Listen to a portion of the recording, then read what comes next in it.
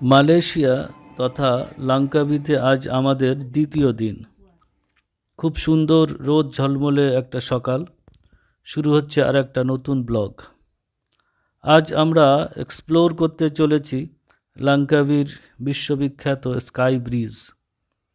এটা হলো world's longest curve suspension bridge এবং এখানকার আরও কিছু আকর্ষণ। আর সবশেষে বিকেলের দিকে যাব ইগল স্কোয়ার। আমরা এখন আছি চেনাং বিচ এরিয়াতে। এখান থেকে স্কাই ব্রিজ যাওয়ার জন্যে কোনো পাবলিক ট্রান্সপোর্ট নেই, একমাত্র আছে ট্যাক্সি, গ্র্যাব ট্যাক্সি। তবে আমরা কোনো ট্যাক্সি নেব না। তাহলে কিভাবে যাব ভাবছেন? হ্যাঁ, আমরা একটা কার হায়ার করব 24 ঘন্টার জন্য, কোনো ড্রাইভার ছাড়া নিজেরাই ড্রাইভ করব, পেট্রোল ভরবো আর যেদিকে মন চায় সেদিকে ঘুরে বেড়াবো। এই ধরনের অনেক রোড সাইড স্টল আছে যেখান থেকে কার নেওয়া যায় অন রেন্ট। আমরা এই গাড়িটা নিলাম, সাদা রঙের এই গাড়িটা। তবে গাড়ি নেওয়ার সময় কিন্তু খুব ভালো করে ভিডিও করে নেবেন চারপাশটা। যদি গাড়ির উপরে কোনো স্ক্র্যাচ বা ডেন্ট দেখতে পান, সাথে সাথে ওদেরকে দেখিয়ে দিন, যাতে ওরা ফেরত দেওয়ার সময় যাতে কোনো অভিযোগ না করতে পারে। যাই হোক, আমরা চললাম প্যান্টাই চেনাং থেকে 21 কিলোমিটার দূরে স্কাই ব্রিজ এবং ল্যাঙ্কাবিজ কেবল কার স্টেশন। এই গাড়িটা আমরা ভাড়া নিয়েছি 80 রিঙ্গিট দিয়ে, আর কসান মানি হিসাবে জমা রাখতে হয়েছে 50 রিঙ্গিট, যেটা ফেরত দেওয়ার সময়, গাড়ি ফেরত দেওয়ার সময় ওরা আবার দিয়ে দেবে। আর এখানকার পেট্রোলের দামটাও কি শেয়ার করব? Only 2.5 ringgit, 2.5 ringgit per litre. লাঙ্কাবি হলো লাঙ্কাবি দ্বীপপুঞ্জের সবচেয়ে বড় দ্বীপ, মাত্র 29 কিলোমিটার লম্বা আর 16 কিলোমিটার চওড়া এই দ্বীপটা। দারুণ ঝকঝকে রাস্তা, ছবির মতো সুন্দর। এখানে সবাই ট্রাফিক আইন মেনে চলে, ফলে কোনো সমস্যা নেই, কোনো ঝামেলা নেই। আচ্ছা, আর একটা কথা আমি বলতে ভুলে গেলাম, আমাদের কাছে কোনো ইন্টারন্যাশনাল ড্রাইভিং পারমিট ছিল না, শুধু ইন্ডিয়ান ড্রাইভিং লাইসেন্স ছিল, আর সেটা দেখিয়েই এই গাড়িটা নেওয়া হয়েছে। ওরা বলল এতে কোনো সমস্যা নেই।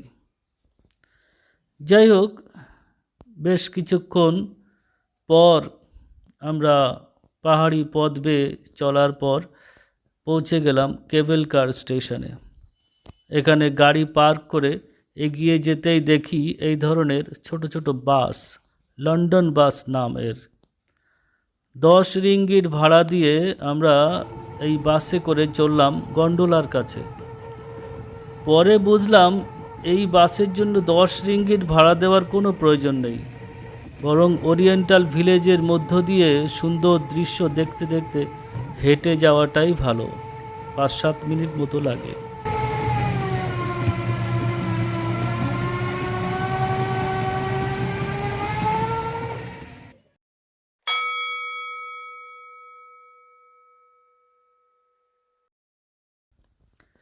চলে এলাম আমরা কেবল কারের টিকিট কাউন্টারের কাছে। আমরা গিয়েছিলাম নভেম্বর মাসের শুরুতে, বিশেষ কোনো ভিড় চোখে দেখতে পাইনি। এখানে শুরু হচ্ছে কেবল কারের রাইডিং। আর এই কেবল কারের টিকিট কাউন্টার থেকে শুধু কেবল কারের জন্যে টিকিট পাওয়া যায় না। এখানে কেবল কার রাইড, স্কাই ডোম, স্কাই রেক্স এবং 3D আর্ট গ্যালারি, এই 4টের কম্বো টিকিট পাওয়া যায়। অ্যাডাল্ট পার হেড 85 রিঙ্গিট আর চাইল্ড 65 রিঙ্গিট। এরকম প্রতিটি গন্ডোলায় 6 জন করে বসতে পারে। প্রত্যেকটার ক্যাপাসিটি 480 কেজি। এই গন্ডোলা রাইড শুরু হয়েছে মেশিনচেং পর্বতের পাদদেশ থেকে। এই গন্ডোলা চেপেই কিন্তু আমরা যাব সেই বিখ্যাত স্কাই ব্রিজে। দুটো পর্বত চূড়ার মাঝে ঝুলন্ত এই ব্রিজ। আর এই যে রোপওয়ে দিয়ে আমরা যাব, এই রোপওয়েটা দুটো ফেজে টোটাল 2.2 কিলোমিটার দীর্ঘ। ফার্স্ট ফেজ যেখানে শেষ হচ্ছে সেখানে আছে একটা অবজারভেশন ডেক, সমুদ্রপৃষ্ঠ থেকে 650 মিটার উচ্চতায়। আমরা কিন্তু পাহাড়ের পাদদেশ থেকে চূড়ার দিকে উঠে যাচ্ছি, রীতিমতো একটা অ্যাডভেঞ্চার বলা যায়। এখানে আসুন, এই গন্ডোলা রাইড করুন, it will be a life time experience. তবে যারা একটু দুর্বল মনের তাদের জন্য এই রাইডটা না করাই ভালো। এখন আমরা পৌঁছে গেছি ফার্স্ট ফেজ শেষে অবজারভেশন থেকে 650 মিটার বা 2100 ফিট উপরে। এখান থেকে নিচের দ্বীপগুলোকে সমুদ্রের উপর ভারী সুন্দর লাগছে। এরপর আমরা সেকেন্ড ফেজ রাইড শুরু করছি। এখানে কিছুক্ষণ কাটানোর পর আমরা সেকেন্ড ফেজ রাইড শুরু করছি। এই সেকেন্ড ফেজটা উঠে যাচ্ছে আরও উপরে, সমুদ্রপৃষ্ঠ থেকে 708 মিটার উচ্চতায়। আর এই গন্ডোলাগুলো থেকে নামার পরেই কিন্তু স্কাই ব্রিজ পৌঁছে যাবে না।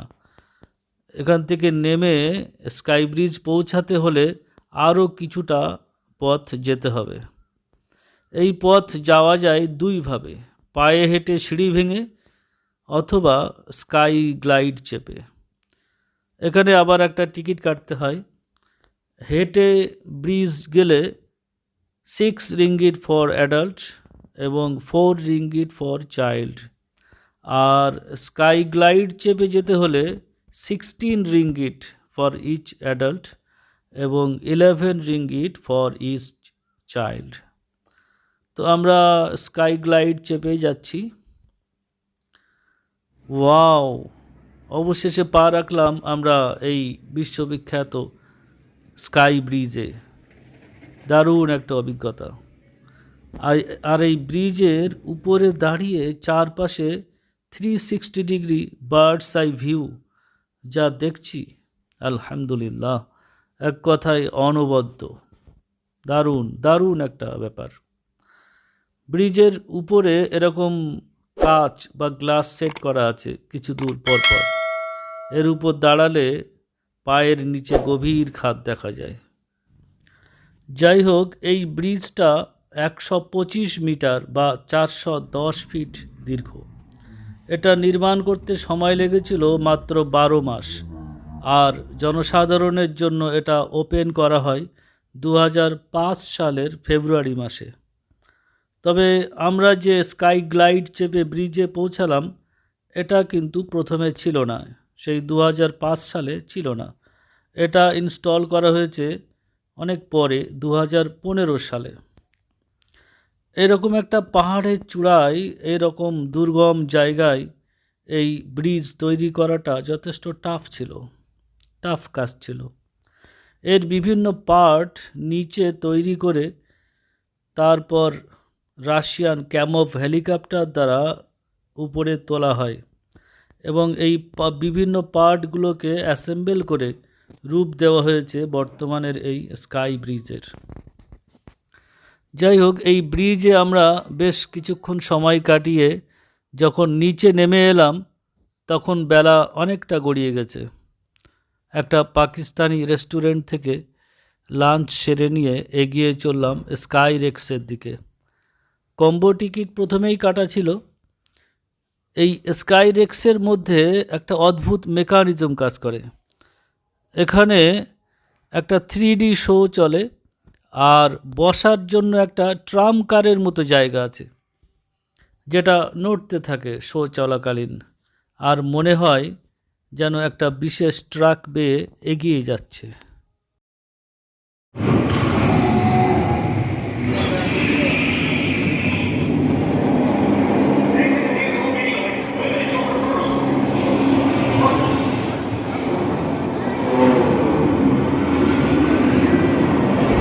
এরপরে আছে স্কাই ডোম।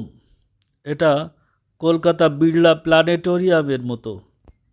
মাথার উপর কৃত্রিম আকাশ, যেখানে চলে 3D শো আর 360 ডিগ্রি ভিউ পাওয়া যায় আকাশের দিকে ফেরানো চেয়ারে বসে।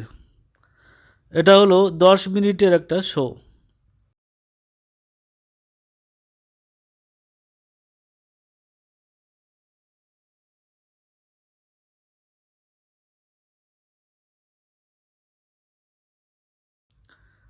স্কাইডোম দেখার পরে গেলাম 3D আর্ট গ্যালারিতে। দ্বিতল বিশিষ্ট একটা বড় বিল্ডিং, যার মধ্যে রয়েছে অসংখ্য 3D আর্ট, সবগুলো হাতে আঁকা।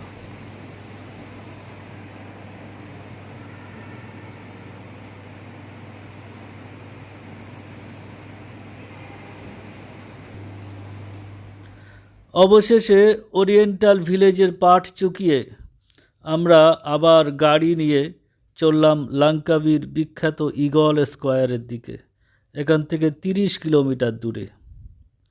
ছবির মতো সুন্দর রাস্তা দিয়ে আমাদের গাড়ি চলছিল প্রায় 80 কিলোমিটার/আওয়ার বেগে। ভারী সুন্দর জায়গা। রাস্তার দুপাশটা যেন ছবির মতো সুন্দর, চোখ জুড়িয়ে যায়। এত সুন্দর পরিবেশ, মনে হয় যেন কোনো স্বপ্নপুরীর মধ্য দিয়ে আমরা চলেছি। সমুদ্রের ধারে পার্কের মতো এই জায়গাটার নাম ঈগল স্কোয়ার। লাঙ্কাভি শব্দটা দুটো শব্দের সংমিশ্রণে তৈরি। প্রসঙ্গত এখানে জানিয়ে রাখি, লাঙ্কাভির ল্যাং শব্দটা মালয় ভাষায় হেল্যাং থেকে এসেছে, যার অর্থ ঈগল, আর কাভি শব্দের অর্থ লাল পাথর। অর্থাৎ ল্যাঙ্কাভি শব্দের অর্থ লাল পাথরের ঈগল। এখানে দাঁড়িয়ে আমরা সমুদ্রে সূর্যাস্ত উপভোগ করলাম। সন্ধ্যের পরে এই এলাকা আলোয় সেজে ওঠে। শুরু হয় বাচ্চাদের বিভিন্ন জয় রাইড। বাচ্চারা এবং বড়রাও নিজেরা ড্রাইভ করতে পারে এইসব আলোকসজ্জিত গাড়িগুলো। যাই হোক, আমরা এখানে বেশ অনেকক্ষণ কাটালাম। প্রায় 1-1.5 ঘন্টা সময় কাটানোর পর আবার চলে গেলাম আমাদের প্যান্টাই চেনাং, যেখানে আমাদের হোটেল 23 কিলোমিটার দূরে। যাই হোক, এই ব্লগটি আমরা এখানে শেষ করছি। চ্যানেলটি সাবস্ক্রাইব করে আমাদের পাশে থাকার জন্য অনুরোধ রইল।